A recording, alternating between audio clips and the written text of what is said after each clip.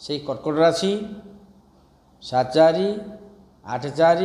9-4 जिते भाई भाई पृथ्वी रहिले तांकर मंगल कौन फल दौरान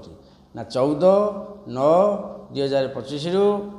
27-10-2025 पर्यंत मंगल तुला राशि की जीवे गमन करेंगे रे संचार करेंगे। जो कर्कट राशि रहिले कौन फल आसुची वर्णना करवा। कर्कट सिंह कन्या तुला मंगल चतुर्थ मंगल कौन फल आसो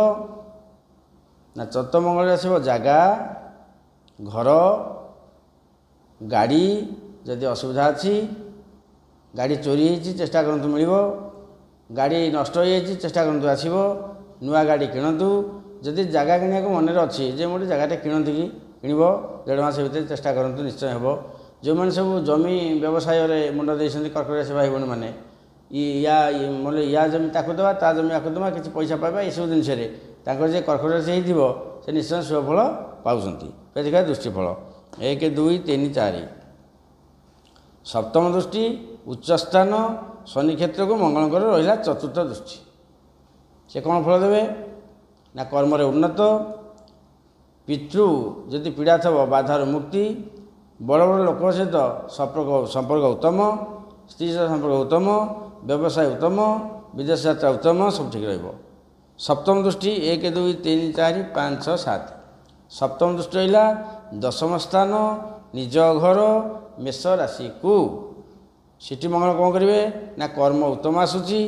बड़ बड़ लोक सहित संपर्क उत्तम रहा मामू मौसा पीसा संपर्क भल रदि किसी कर्म हाथ चली से 1.5 मास भर निश्चय आसूची पुलिस भाई मैंने आमर मिलिटारी भाई मैंने जो रही भल समय अच्छी रिसर्च कर भाई मैंने मस्तिष्क चालना कर्म ये ठीक रोचे जमी मिथुन सेमती भी रोचे। देखिए अष्टम दृष्टि 1 2 3 4 5 6 7 8 एकादश स्थान शुक्र क्षेत्र बर्तमान को वृष राशि को ये जो कर्कट राशि भाई भाई मानकर अर्थ उत्तम आसो बड़ भाई से संपर्क भल नूतन जिनस घर को प्रयोग करेंगे 5,000 जिनस किणार अच्छे हम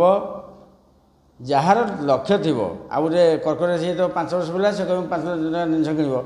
नुह